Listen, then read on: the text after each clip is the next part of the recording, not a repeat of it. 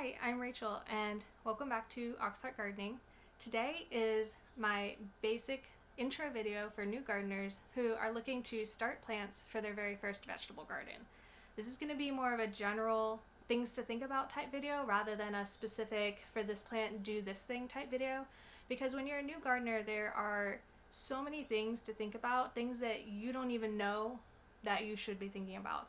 And so this video is really to give you an idea of all of the steps that you'll go through in general for most of your plants, and also to help you know like just what's out there and things you might run into, things you should research for yourself, just so that you're prepared for going into it so that you can have the best chance of setting yourself up for success.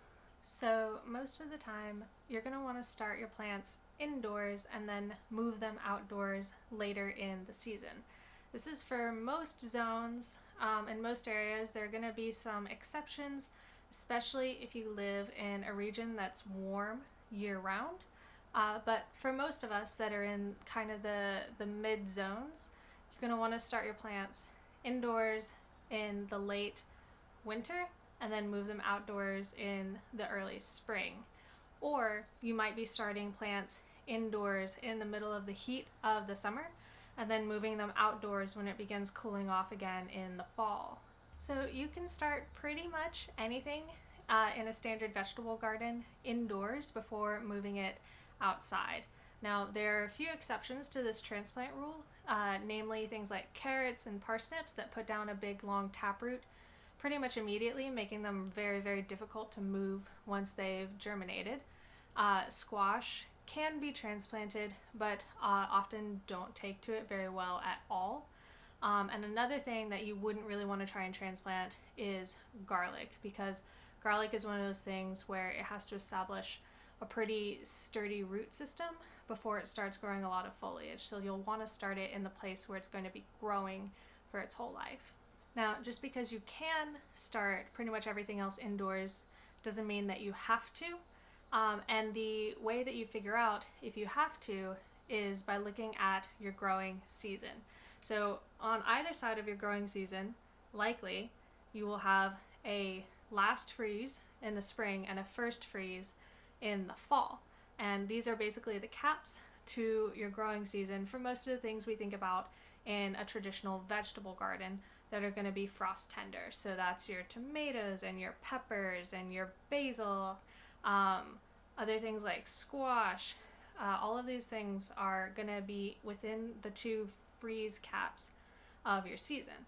And if you have a long enough season, meaning there's a lot of time between your two freeze caps, then you don't necessarily have to start things indoors before transplanting them outside. So just quickly, how do you think about whether or not your season is long enough to where you don't have to start indoors, or short enough to where you think you do want to start indoors? Well, the way to look at that is on the back of all of your seed packets, it'll tell you how many days till harvest. And you can look at that number of days and compare that to how long your season is and determine if it's long enough for you to start from seed in the spring and still get a harvest before fall. For most of us, especially in the United States where I am, you'll find that starting things indoors like peppers and tomatoes is generally a good idea. Even though the season is mostly long enough for you to have started from seed, these plants are the types that can have multiple harvests throughout the season. And so the sooner you get them started, the sooner you can start your harvesting, and then you can continue to harvest until the frost at the end of your season.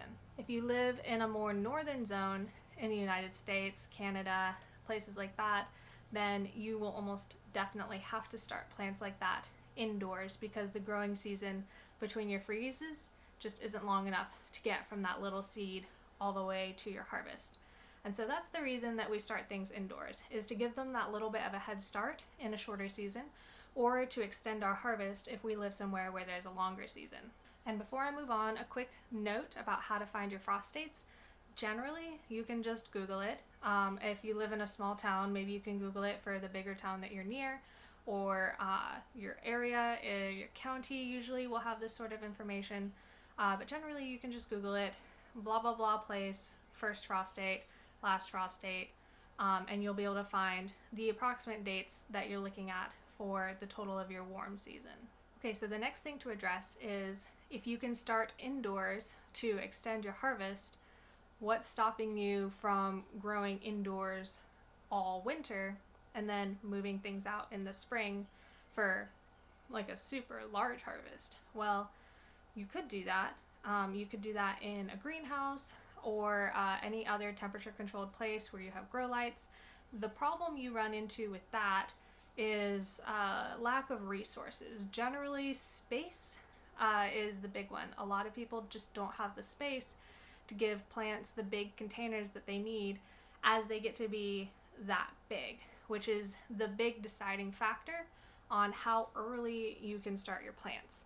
Now, again, if you have a really short season, you're going to want to look for a longer amount of time before that first frost for you to get started so that you have enough time. Now, rarely you will find that there are seasons where your warm season is just so short that you might not have time to grow something that takes a long time to come to maturity. And that's okay. There are plenty of other things you can grow, but you really have to work within what your season is. Now, if we're on the beginning side of the season in the late winter and you're looking at, okay, when do I start this to have it go out in the spring? You can start it at any time, but you want to think about how big is that plant going to get before I can put it outside and give it the space that it needs. Now, it's entirely possible to move things from a smaller pot into a bigger pot as you're waiting for them to be able to go outside, as you're waiting for that last frost date to happen. However, again, we run into the space issue, right? You have to find the balance between how long ahead you can start and how much space you have to continue potting up your plants and giving them the space that they need as they keep growing, getting ready for the season. So that's a call that you really need to make for yourself. You need to look at the space that you have and determine how soon ahead you can plant. Most seed packets will suggest 6 to 8 weeks, and that's a good place to start. If you're new, just test it out, see how big the plants get. A lot of times you can go about 6 to 8 weeks without having to pot up at all for a lot of varieties.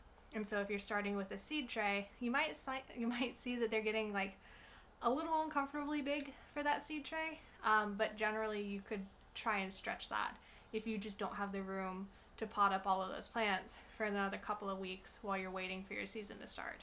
Another big question here is when you're starting a plant, what kind of soil should you use to start that plant? Now, there are a lot of seed starting mixes that you can get from the big box stores, but it's perfectly acceptable to use your own compost for this. You don't have to use a seed starting mix to start your seeds indoors. Now, I wouldn't recommend going and getting like a big handful of just dirt from your garden to start in, because chances are that it's already got some bugs living in it, maybe some funguses or bacteria, and if you're starting plants indoors in your house, you might not want all of that coming in, and so that's the place to use a sterile seed starting mix from a big box store. But if you're starting things like, say, out in a greenhouse where you have the outdoor space to do that, then coming in with a compost that you've made yourself, it can be beneficial, it can be cheap, which is something else that I love. And speaking of cheap, when you're looking at these seed starting trays that you can buy online in the stores, they're generally more expensive than I can afford. But if you didn't know, big box stores like Lowe's and Home Depot and those stores with the big gardening centers, often they have like a section near the back where they collect the empty trays that either they're using, or near the end of the season they'll ask people to bring in their empty trays so they can recycle them. And you're just allowed to take those. If you can find some without cracks that look good, that suit your needs, you just ask about them and they'll let you take them most of the time. So that's a good option, especially if you're on a budget. If you're a new gardener, maybe you don't have all of the money to invest in all of the different pieces, parts, and you don't really need to. I mean, these used seed trays, generally will work just fine, just as long as you wash them out real good with some soap and water. Okay, so you know what you're growing, you know when you need to start it, and you're planning on starting it indoors. The next thing you need to think about is what conditions these seeds need to germinate, to sprout. And for a lot of the things that you grow in your spring and summer gardens that you think of when you're thinking about growing a vegetable garden, a lot of these things are pretty easy to germinate. They're going to need moisture and they're going to need heat.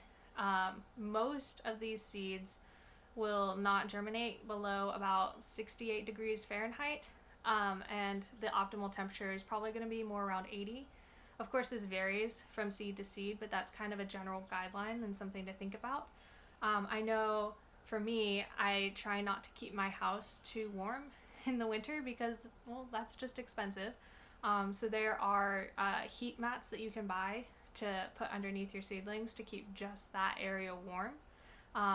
Other things I've done is I have put a space heater in a closet with my seeds to help them germinate, and that tends to work pretty well. But the basic thing you need to think about is that seed needs moisture and it needs the heat. A lot of people who deal with spotty germination aren't really thinking about one of those two. Now, as you move into more complicated plants, some seeds do need very specific things for germination. Some seeds need sunlight. Some seeds need to be frozen for a certain period of time before they will germinate. Some seeds rarely need to be burned before they'll germinate. And some seeds need something called scarification, which is kind of like a scratching up of the outside, either by mechanical forces or by the acid of going through an animal's stomach or something like that. You probably won't run into those as a new gardener, but it's good to be aware that there are seeds out there who are going to need super specific conditions to germinate. One of the things you might encounter as a new gardener is garlic. That's kind of a popular vegetable to grow maybe in your first or second year. It is pretty easy, but it does need a specific period of freezing time over the winter in order to form a nice big bulb. And different varieties will need different amounts of that freezing time, but that's one of those things that you just got to keep in mind as you're going through and researching what you're going to put in your first garden, is make sure that everything you're planting has really normal germination requirements, or if it doesn't, that you account for that. All right, one more thing to think about with the seeds is how deep to plant them in the first place. And this goes for planting indoors and also for direct seeding outdoors. The general rule of thumb is that you should plant a seed no more than twice its height in the soil. So if you think about maybe a bean is like this big, then you could double that, and that's how deep you should plant it. If you go with something like a carrot seeds are teeny tiny, and these sorts of seeds are the ones that you kind of want to set on top of the soil and then dust more soil onto so that they're just barely covered. So good rule of thumb, size of the seed times 2, that's your planting depth. If you plant them too deeply, what you'll find is that the little seeds don't have enough energy to push up through all that dirt. And even though they may germinate, you'll never see the little sprout come out. But if you plant a big seed too shallowly, then you may find that the root doesn't quite go down into the soil and give it that stability that that bigger plant needs as it's getting started. So just keep that in mind. Seed height, double that, and that's how deep you should plant it. So you've got your seeds in their seed trays, you get them to germinate, and then what? So you're going to want to make sure you keep them moist, obviously. Some people will recommend a humidity dome, and I find that it doesn't not work. Sometimes I think it's a little excessive, and if you're not experienced, it can be really easy to leave that on too long and end up drowning your plants basically, or getting them all moldy, giving them root rot, things like that. I think especially if you're a new gardener, if you're anything like me, you're watching those seeds so closely to see when they germinate, and you're probably taking care to water them very regularly. So you probably don't need to go so far as to try doing something like a humidity dome to keep your seedlings moist as they're trying to germinate. If you are trying to go that route, you do still have to watch pretty carefully to make sure that you're taking that dome off as soon as most of the seeds have sprouted, because again, it's too humid in there for the seedlings, and generally what you end up seeing are things like root rot and stunted growth of sorts. Now, if we go again back to the space issue of how many plants can I fit in a specific amount of space for a certain amount of time, another thing to consider is whether or not the seedlings can be separated from each other if there's more than one plant to one of your planting cells. Certain plants definitely can be separated, and that makes it a lot easier because you can plant quite a few in a single cell, and then when you're ready to put them outside, you can separate them out and they'll do just fine. Other plants don't do so well, and this is something you kind of figure out through trial and error. I'm sure you could find people who try to offer you comprehensive lists of do this with this plant and don't do this with this plant, but I find the best way to figure that out is just to try, and I can only speak from my own experience really. I find that things like onions, tomatoes, those separate out really well, but things like peppers, if you're trying to start squash inside, definitely do not separate very well. So these again are things to consider, because if you need the space for every plant to have its own individual cell, then that's more space that you need to account for as you're getting ready to start your plants. Alright, I know that's a lot, especially if you're a new gardener, but these are the sorts of things that I hope that I can kind of warn you about, that you're going to have to think about and keep in mind as you're getting started with your first vegetable garden. The next step after you've started your plants is probably going to be transplanting if you haven't direct seeded them. And that'll be a video for another day, so keep an eye out for that. I'll cover things like plant spacing and how to transplant them, how deep to transplant them, when to transplant them, and things like that. So stay tuned for that video. If you want to make sure you see it when it comes out, go ahead and hit that subscribe button, and I will see you all very soon. Welcome, new gardeners. I know you can do it. And until next time, happy gardening.